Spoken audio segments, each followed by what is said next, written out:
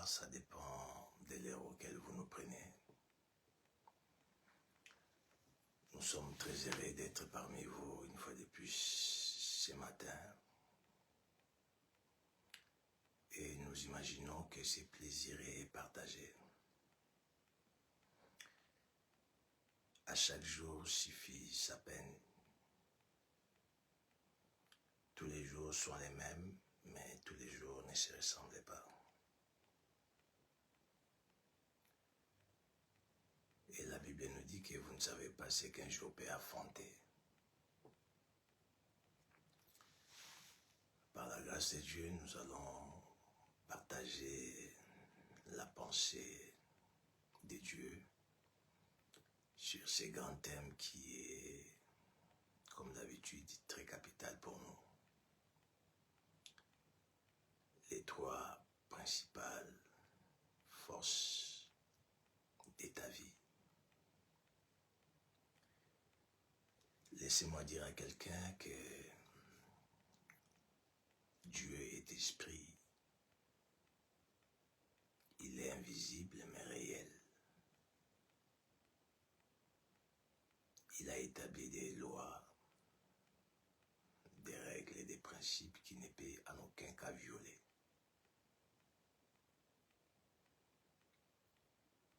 Si un individu veut se réjouir sur terre, il a à tout prix à découvrir quelles sont les lois, les principes et les règles divines. Les règles divines pour s'en sortir dans sa vie. Si vous lisez Deutéronome chapitre 30, les versets 19, je crois que vous serez d'accord avec moi. Les Écritures disent, je mets devant vous la vie et la mort, la malédiction et la bénédiction, mais je vous conseille de choisir la vie pour que vous puissiez vivre avec votre prospérité. Postérité, voulais-je dire. Cela veut dire que Dieu ne pense pas en termes de présence seulement. Lorsque Dieu, dans sa philosophie, il fait des choses, il programme des choses pour l'avenir et l'avenir très lointain. Pourquoi devrait-il dire, je vous conseille de choisir la vie pour que vous puissiez vivre avec votre postérité. On peut les lire, vous allez découvrir avec moi. Je prends aujourd'hui à témoin contre vous les ciels et la terre. J'ai mis devant toi la vie et la mort, la bénédiction et la malédiction. Choisis la vie afin que tu vives, toi et ta postérité. Dieu pense en termes de postérité. C'est-à-dire, il pense au relais. S'il a affaire avec un homme, comme il est fidèle, il n'agit pas seulement avec l'homme avec qui il traite l'alliance, mais il continue la procédure d'agir dans la vie de cet homme qui avait trouvé faveur dans sa vie. Il continue à agir jusqu'après la vie de cet homme, c'est-à-dire dans sa postérité. C'est pourquoi c'est une grâce d'être béni par Dieu, choisi par Dieu et être enfant de Dieu. Même après vous, vos fils et vos filles auront la vie assurée. Parce que Dieu procède de cette manière-là. Et l'homme a sa part de responsabilité. Dieu aussi en a. Vous ne pouvez pas vous réjouir sur la terre si vous n'entrez pas dans les principes divins. Il y a une phrase que les diables cherchent à faire avaler à l'humanité. que Dieu voit tout, il connaît tout, il sait tout, et lui-même fera. Non. Dans les règles divines, dans les principes divins, dans les lois divines, Dieu ne procède pas de cette manière. Vous devez découvrir ce que lui pense et entrer dans ça. Raison pour laquelle nous allons essayer de partager quelles sont les principales forces de votre vie. Vous avez un choix sur cette terre. Dieu vous a donné la possibilité d'être heureux et le diable voudra que vous soyez malheureux. Et il y a une chose que Dieu n'a pas touchée, ne peut pas toucher dans l'homme, c'est la volonté. Il n'ira pas au-delà de votre volonté. Il ne la brisera pas. Il vous laisse la liberté de faire votre choix. Si vous voulez découvrir cette force, ces trois forces, c'est-à-dire vous voulez en connaître plus, parce que les Écritures disent « Mon peuple périt parce qu'il lui manque la connaissance ». Et aujourd'hui, les diables empêchent au peuple de Dieu d'acquérir la connaissance, cette connaissance. Et aujourd'hui, les diables cherchent à imposer au monde les choses qui ne sont pas très utiles pour leur âme, mais utiles pour leur corps. Et c'est comme ça même dans les églises, même les enfants de Dieu sont séduits de cette manière-là. Ils s'attachent plus aux choses qui sont utiles pour leur corps, mais ils négligent les choses utiles pour leur âme. Entre autres, la parole de Dieu comme ça. Vous verrez, il y a beaucoup qui vont voir les images vidéo, mais lorsqu'ils voient la prédication, les enseignements, ils zappent. Parce que leur cœur est attaché aux choses de la terre. Or, un enfant de Dieu ne peut pas être attaché aux choses de la terre, mais plutôt à celles du royaume. Genèse, chapitre 2. Nous commençons par là. Qu'est-ce que les Écritures disent? Les premiers grands principes, la première grande force de votre vie sur terre, c'est Genèse chapitre 2. Qu'est-ce que les Écritures nous disent? Le verset 15. L'Éternel Dieu prit l'homme et les plaça dans les jardins d'Éden pour les cultiver et pour les garder. L'Éternel Dieu plaça l'homme et les plaça dans les jardins pour les cultiver et les garder. J'ouvre une parenthèse. Dieu, dans sa philosophie, il planifie de rendre homme responsable. Dieu n'aime pas des irresponsables. C'est une parenthèse. La responsabilité ne dépend pas de l'âge. Elle est un état d'esprit. David, est plus jeune qu'il était déjà responsable parce qu'il s'occupait des brebis. Non seulement s'occuper d'elles, mais elle était prête à se sacrifier pour les défendre. Un responsable, c'est celui qui cherche à trouver la solution. Il est prêt à payer n'importe quel prix pour défendre tout ce qui se trouve sous sa responsabilité. Soyez responsable. Ne les soyez pas en partie. Dieu nous a créés des responsables. il plaça l'homme dans les jardins pour les cultiver et pour les garder. Je vais dire à quelqu'un ce matin, vous devez garder, protéger votre terre des responsabilités. Vous devez rassurer tous ceux qui sont sous votre autorité que vous êtes prêts à les défendre, prêts à les faire avancer. Gardez-les.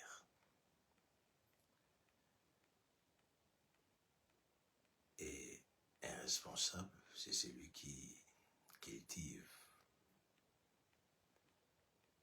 Dieu, quand il place l'homme dans les jardins, c'était pas pour que les jardins soient stériles. Les jardins devaient avancer. Ils devaient grandir. Ils devaient progresser. On ne peut pas être responsable si on ne pense pas à l'avancement. Si on n'imagine pas les progrès. Si on ne travaille pas pour la prospérité de l'endroit auquel on est responsable. Battez-vous malgré les hauts et les bas de la vie,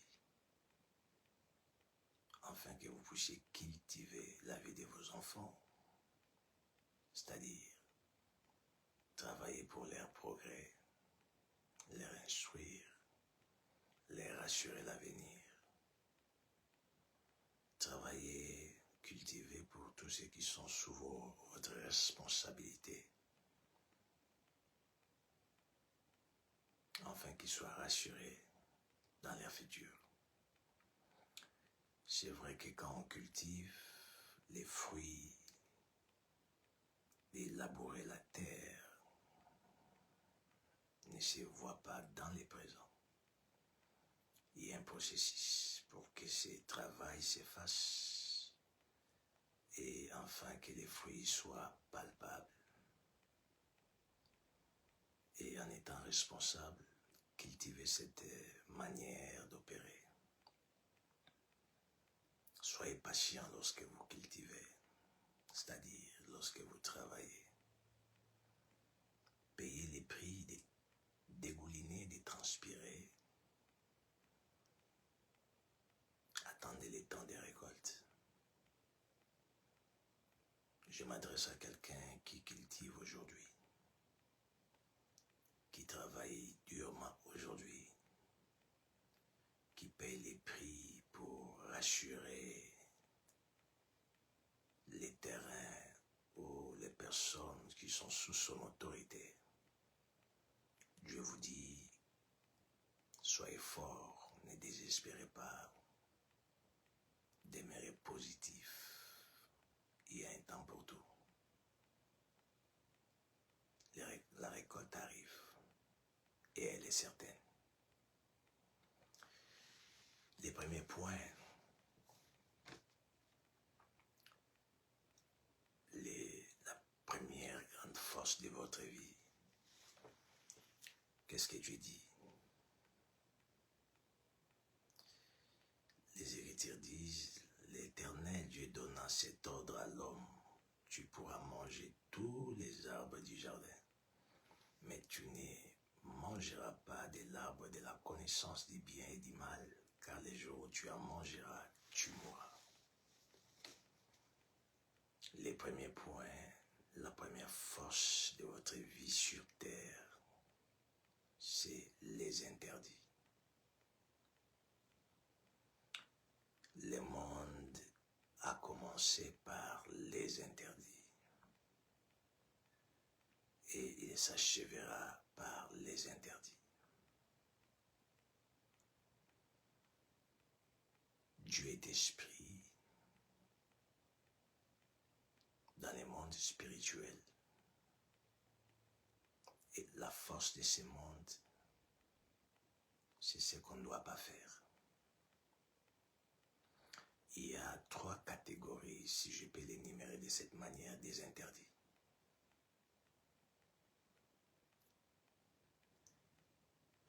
Il y a a des interdits bibliques, des choses auxquelles les Écritures nous interdisent de faire. Là, c'est pour tous les chrétiens. Il y a des interdits particuliers, c'est-à-dire, hormis ce que Dieu nous interdit tous, étant ses enfants, de ne pas faire. Il y a d'autres personnes qui ont des interdits spéciaux, particuliers. Comme Samson, par exemple, les rasoirs ne pouvaient jamais passer sur sa tête. Et c'était ça qui lui rendait invisible devant les ennemis. Il pouvait se retrouver dans un état de faiblesse lorsque les ennemis viennent pour les surprendre, mais parce qu'il était dans le respect des interdits. Il était toujours plus que vainqueur. Lorsqu'on connaît ces interdits, on la maîtrise, on sera invisible devant l'ennemi.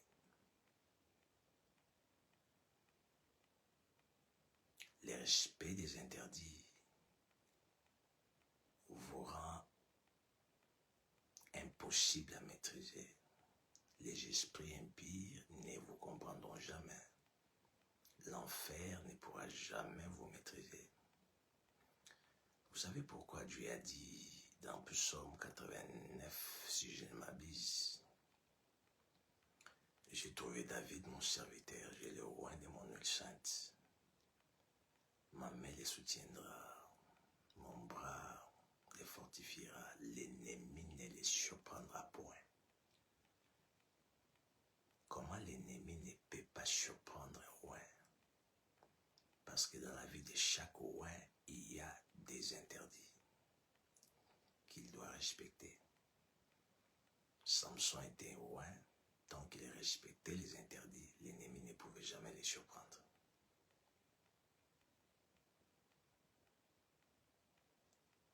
Jean-Baptiste était un roi. Tant qu'il demeurait dans les déserts, les lieux de son espace d'opérer, l'ennemi ne pouvait jamais l'atteindre. Il a été touché les jours où il a quitté les déserts pour venir dans la ville. Connaissez-vous les interdits de votre vie? Si vous n'avez pas encore des interdits particuliers, respectez les interdits de la parole de Dieu. Elle sera votre force. Le deuxième point ou la deuxième force, je vais revenir sur les interdits. Lorsqu'on brise les interdits, on devient vulnérable et on devient faible. Dieu a dit à l'homme, vous mangerez tous les arbres sauf l'arbre du milieu.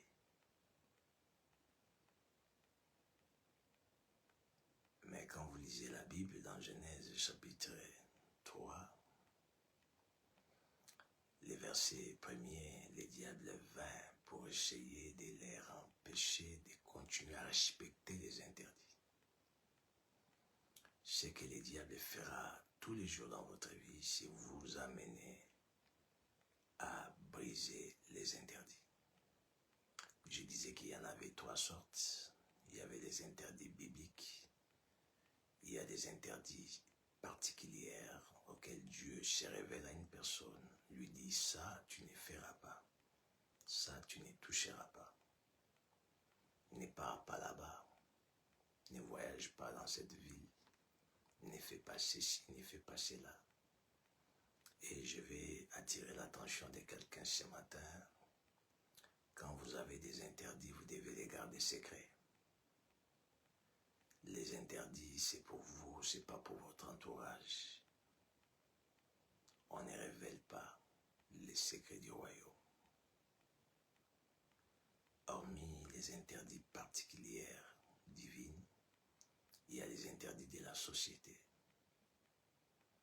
Il y a des gens qui sont devenus faibles aujourd'hui. Quand je parle de la faiblesse, je ne parle pas de la faiblesse corporelle. Mais là, je vais parler de la vie qui n'avance pas, des échecs, parce qu'elles font partie de la faiblesse. Il y a des gens qui tâtonnent aujourd'hui, qui n'avancent pas, parce qu'ils ont brisé les interdits de la société. Découvrez les interdits de l'endroit auquel vous vous trouvez. Il y en a, il ne manque jamais. Dans chaque maison où il y a un responsable, il y a des interdits. Dans les mariages, il y en a. À l'université, dans les écoles, il ne manque jamais. Découvrez les interdits de la société. Veillez sur ça. Vous allez avancer. Et Ève, elle a commis une bêtise.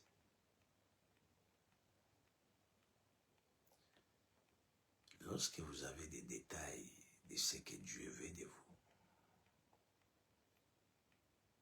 attention. La plus grosse erreur d'Ève, c'est ça qui a amené l'humanité à se retrouver au point auquel elle se retrouve aujourd'hui.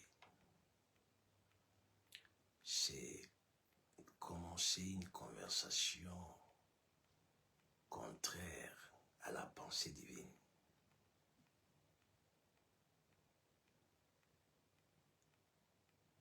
J'ouvre une parenthèse pour dire à quelqu'un, n'écoutez pas tout le monde. Ne donnez pas vos oreilles à n'importe qui. Le diable s'était incarné dans les serpents pour détourner l'homme des interdits, afin de les rendre vulnérables et faibles. Il y a des femmes aujourd'hui qui ont eu des problèmes dans leur mariage parce qu'elles ont donné des oreilles à des personnes, entre guillemets, des coachs, qui leur disent des choses à dormir debout, mais qui plaisent à leurs oreilles. Attention, tout ce qui plaît à vos oreilles ne vient pas de Dieu. Soyez très disciplinés, ne soyez pas émotionnels. Ève ne pouvait pas donner ses oreilles à un inconnu qui est venu pour commencer une conversation sur leur intimité avec Dieu. Barrez la route à n'importe qui pour qu'il n'entre pas dans votre vie privée. Barrez la route à n'importe qui pour qu'il n'ait pas accès à votre intimité. Votre intimité avec Dieu, votre intimité avec votre mari, l'intimité avec vos enfants, tout ce qui a comme trait intime. Barrez cette route. Ne permettez à personne de commencer même la conversation là-dessus. Le diable, la Bible dit qu'il est très rusé. Lorsqu'il est venu vers Ève, il a donné l'apparence d'être favorable à elle. Le diable ne viendra pas vers vous dans la brutalité.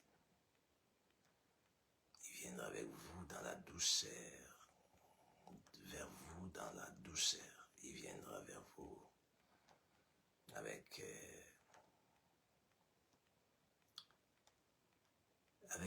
cette manière, cette façon maligne de lui d'opérer. Il est très vicié, les diables. Développez la personnalité que vos oreilles n'aiment pas seulement, ne soient pas là seulement pour écouter des choses qui sont bien.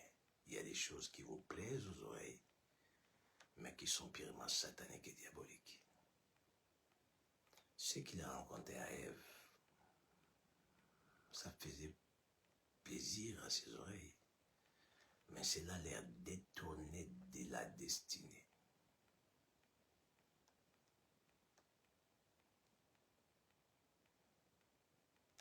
Maîtriser les interdits bibliques ne permettait à qui que ce soit d'entrer pour vous amener hors de ce que les Écritures disent.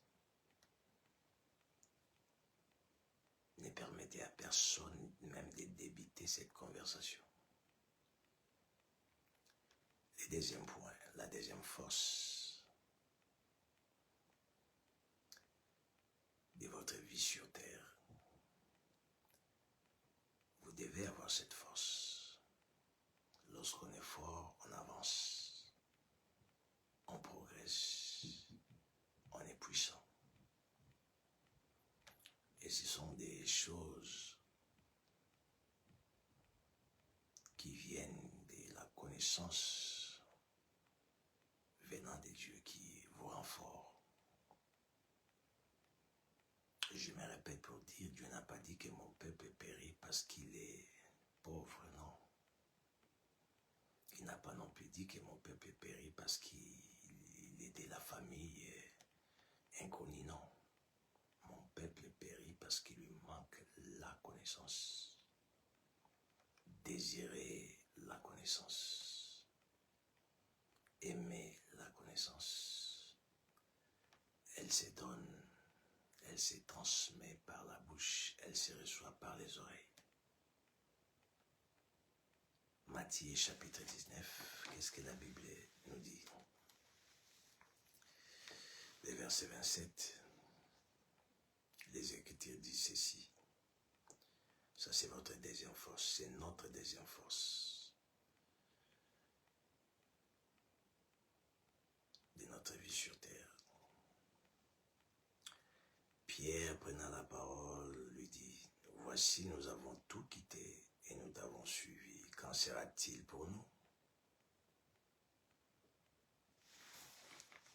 Voici, nous avons tout quitté, nous t'avons suivi.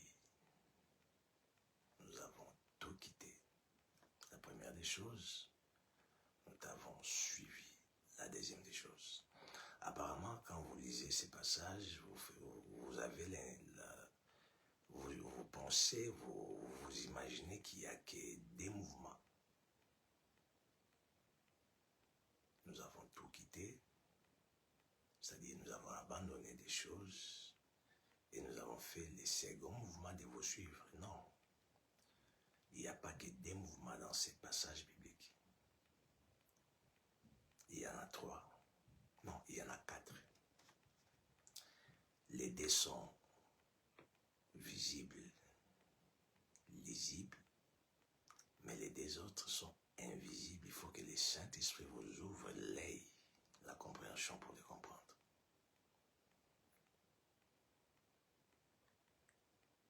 Pierre ne pouvait pas prendre la décision, lui et ses collègues disciples, de quitter tout pour suivre le Seigneur s'ils n'avaient pas écouté parler du Seigneur. Je vois que vous êtes d'accord avec moi. La chose qui les a amenés à tout quitter, à suivre le Seigneur, parce que quelque part, le Seigneur les avait appelés. Ils avaient écouté la voix. Il a dit à Pierre, « Tu es Pierre, sur toi je bâtirai mon église. » André, son frère, l'avait appelé. C'est André, le frère de Simon-Pierre, qui avait parlé de Jésus à Pierre. Et c'est cette parole qui l'a amené vers le Seigneur. On ne quitte pas si on n'écoute pas. Et on ne peut pas écouter si on n'est pas disponible à écouter. Aujourd'hui, beaucoup d'enfants de Dieu deviennent indisponible pour écouter la parole de Dieu. Abraham ne pouvait pas quitter Charan sans pour autant qu'il puisse écouter la voix de Dieu. C'est la voix qui vous fera quitter les lieux auxquels vous vous trouvez pour suivre le Seigneur. On ne les suit pas par plaisir. D'ailleurs, il dit dans sa parole, « Mes brebis connaissent ma voix et ils la suivent. » Une brebis ne peut pas suivre le maître s'il n'a pas défini la voix du maître. Le maître commence par parler à la brebis et celle-ci écoute et la suit. Lot ne pouvait pas quitter Sodome et Gomorrhe s'il n'avait pas écouté la voix des anges envoyés. Qui écoutez-vous?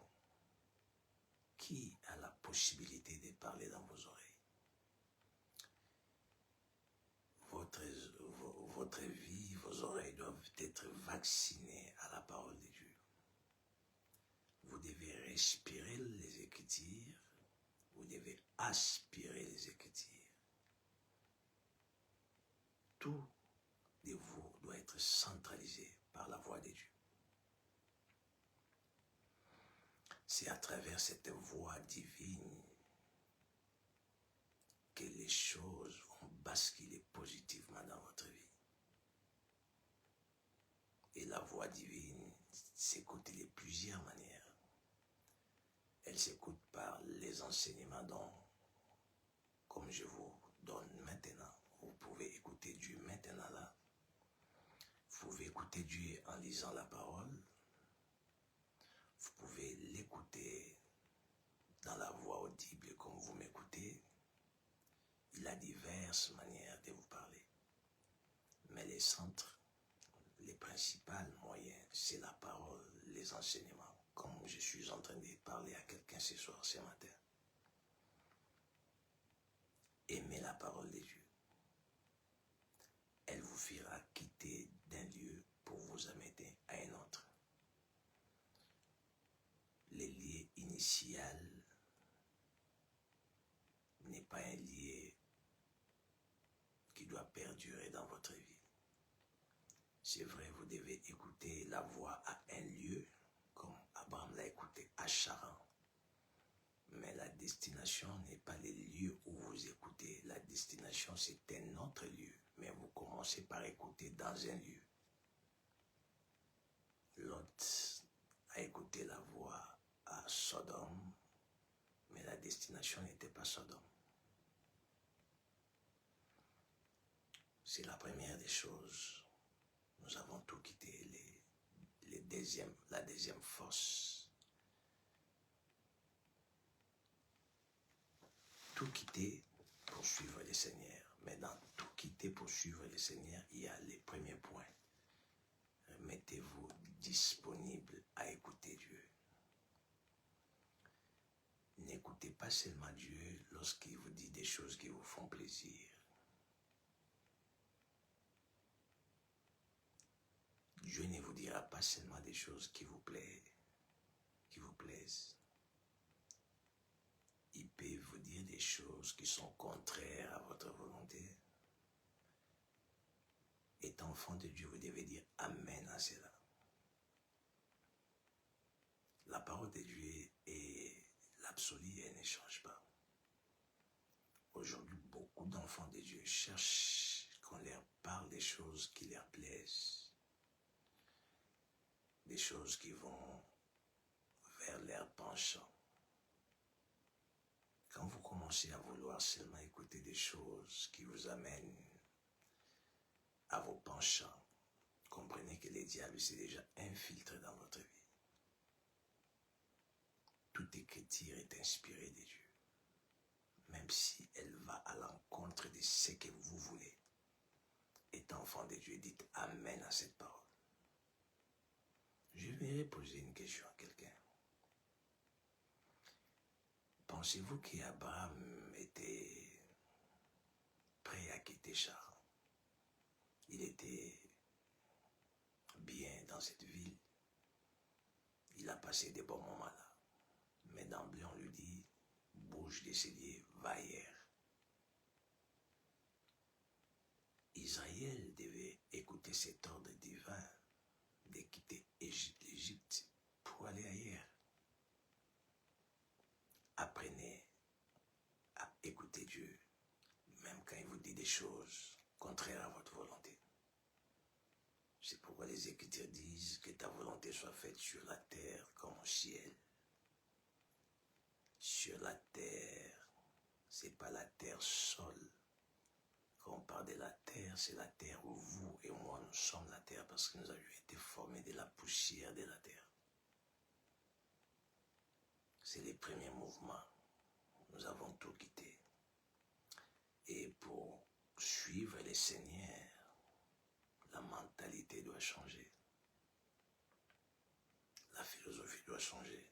On doit se décider. Aujourd'hui, il y a des enfants de Dieu qui ont écouté la voix de Dieu, mais qui n'ont pas changé de mentalité. Vous savez, la femme de Lot est décédée, transformée à la statuette de sel, parce qu'il n'avait pas la mentalité transformée. On ne peut pas suivre le Seigneur avec une ancienne mentalité. On ne peut pas suivre Dieu avec une mentalité égyptienne.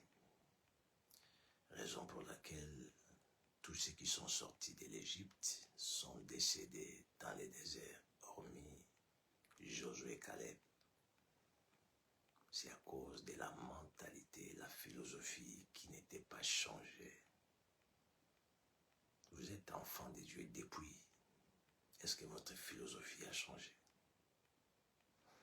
J'aimerais qu'on lise un passage biblique dans Philippiens, chapitre 4, verset 8. Qu'est-ce que la Bible nous dit? Philippiens 4, verset 8. Les Écritures disent ceci. Au reste, frères, que tout ce qui est vrai, tout ce qui est honorable, tout ce qui est juste, tout ce qui est pur, tout ce qui est aimable, tout ce qui mérite l'approbation, ce qui est vertueux et digne de louange, soit l'objet de vos pensées. On ne suit pas Dieu avec des pensées erronées. En réalité, l'homme, ce sont ses pensées. L'homme, c'est la manière dont il réfléchit. L'homme, c'est sa philosophie. Les humains jugent les actes, mais Dieu juge les pensées. C'est pourquoi les Écritures disent, gardez ton cœur pur. Gardez ton cœur pur, car c'est de là que provient la source de toutes choses. Et il va encore dire plus loin pour dire, et ceux qui ont le cœur pur, car ils verront Dieu. Les cœurs travaillent avec la tête et les pensées.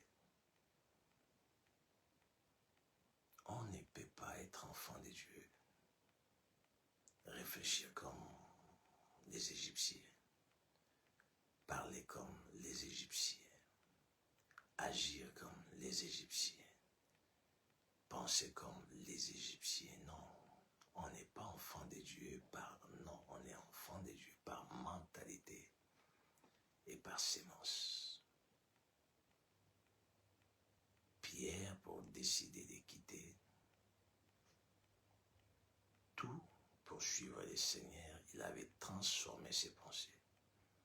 Il s'était dit, je suis pêcheur de poissons, désormais je vais être suiveur de cet homme. La mentalité l'a amené à agir. La philosophie vous amènera à poser des actes. Si réellement vous voulez savoir si réellement vous suivez le Seigneur, checkez vos pensées et checkez vos actes secrets. Vous comprendrez si et seulement si vous suivez le Seigneur en vrai. Et Pierre dit, nous avons tout quitté. Nous t'avons suivi. On ne peut pas suivre Dieu sans quitter des choses. Je parle des forces de votre vie. Vous voulez être heureux sur cette terre, abandonner certaines choses pour la gloire de Dieu. On commence d'abord par abandonner certains milliers. Abraham ne pouvait plus fréquenter Charan parce que l'ordre lui a été donné de quitter ces lieux. Israël ne pouvait pas demeurer fréquenter l'Égypte parce que l'ordre leur a été donné de quitter ces lieux. Lot ne pouvait pas demeurer en Sodome parce que l'ordre lui a été donné de bouger de là. Vous devez changer votre environnement. Vous devez changer vos fréquentations. Vous devez changer les lieux, des anciens lieux. Vous devez les changer. Parce que Dieu veut vous amener quelque part. Du coup, les milliers changent. Et hormis les milliers, il y a des abandons. Nous avons tout quitté. Tout. Il a parlé de tout. On doit tout quitter pour le Seigneur. Quand il parle de quitter, c'est les corps qui quittent.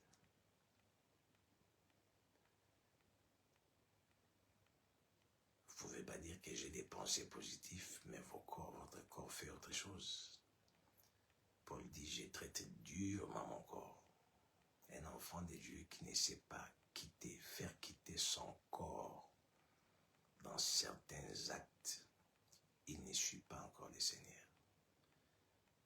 Votre corps doit quitter l'idolâtrie, il doit quitter l'impédicité, il doit quitter l'adultère, il doit quitter la colère, il doit quitter les calomnies, il doit quitter.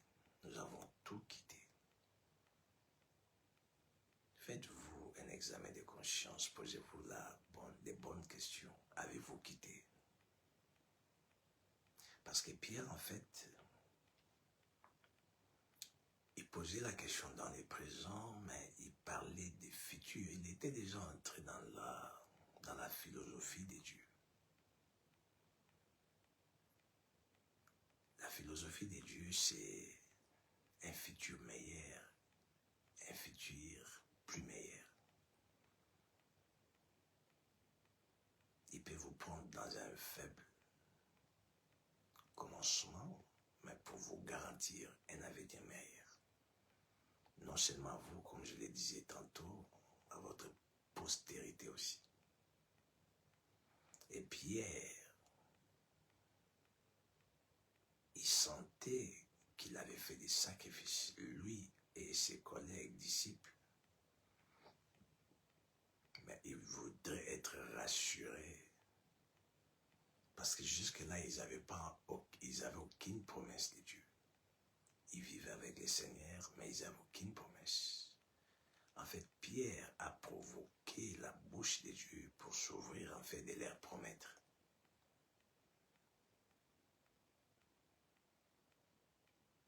On a tout quitté. Et on aura quoi? J'ai dit à quelqu'un, si vous abandonnez pour le Seigneur des choses que votre corps désirait, des choses qui étaient des intérêts pour votre corps, rassurez-vous, Jésus leur dit, vous aurez la vie éternelle. Non seulement la vie éternelle, mais dans ce siècle présent, vous serez bénis. Je vais terminer aujourd'hui, on va continuer la fois prochaine. J'ai dit à quelqu'un ce matin, pensez à la vie éternelle. La Bible dit, nous sommes dans le monde, mais nous ne sommes pas de ce monde. Vous ne pouvez pas être enfant de Dieu et jamais imaginer à votre éternité.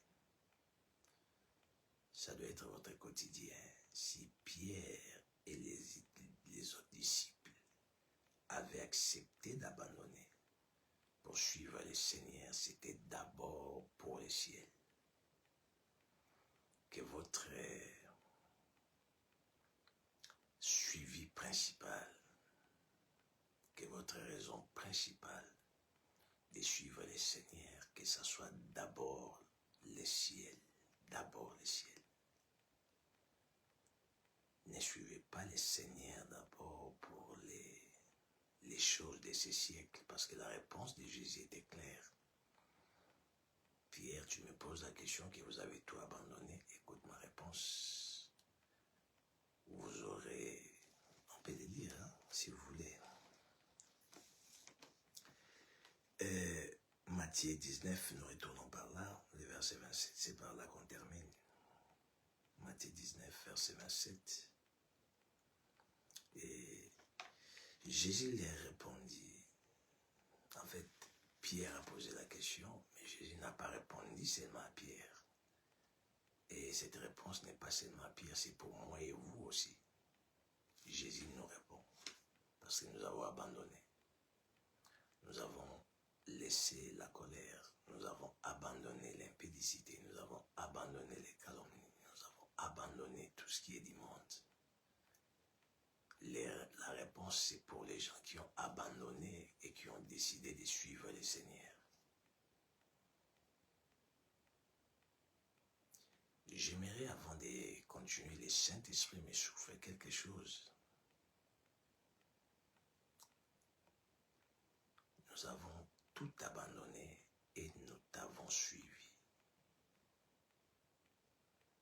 C'est-à-dire, il ne marchait pas parce qu'il voulait marcher. Il marchait là où le Seigneur partait, c'est là où il partait. Écoutez-moi, vous ne pouvez pas prétendre suivre le Seigneur si vous ne suivez pas la direction que le Saint-Esprit vous donne. C'est le plus grand danger pour les enfants de Dieu. Beaucoup d'enfants de Dieu échouent sur ces points. Il est enfant de Dieu, il a le Saint-Esprit, mais il ne sait pas suivre le Seigneur. La colonne de Noé, lorsqu'elle s'arrête, arrêtez-vous. La colonne de Noé marchait avec Israël dans la journée, et la nuit c'était la colonne des feux. Si elle s'arrête, cette colonne, à un lieu, un mois, demeurer un mois dans ces lieux jusqu'à ce qu'il va bouger. Beaucoup échouent avec la Bible à la main parce qu'ils ne suivent pas le Seigneur. Ils pensent suivre le Seigneur, mais ils ne les suivent pas. Ils marchent eux-mêmes. Pierre ne marchait pas lui-même avec les disciples. Il suivait le Seigneur. Allons chez Lazare, il partait chez Lazare. Allons à Gilgad, il partait. Tous les lieux où Jésus partait, il les suivait. Vous devez suivre la direction du Saint-Esprit. Vous devez faire ce que le Saint-Esprit vous demande de faire. Elle sera votre force.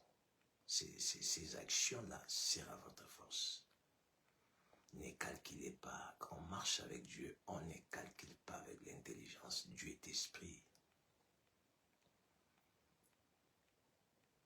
Il vous dit d'aller à gauche. Allez à gauche. Même si vous ne comprenez pas. Vous ne marchez pas avec Dieu, avec la compréhension. Si vous voulez comprendre Dieu, vous allez échouer. Et vous allez être touché par les diables. Parce que vous comprenez, vous travaillez avec l'intelligence. Dieu voit tout, Dieu connaît tout. Un bon matin, pendant la nuit, d'ailleurs, Joseph, l'ange lui apparaît pour lui dire, prends les petits et sa mère partait en Égypte. Il n'a pas attendu les matins. Il n'a pas attendu les matins. La même nuit, ils ont coupé le sommeil pour suivre la direction du Saint-Esprit. Suivez la direction du Saint-Esprit, même dans l'incompréhension. Quand on marche avec Dieu, c'est l'obéissance avant, la compréhension après. Que Dieu vous bénisse. À la prochaine.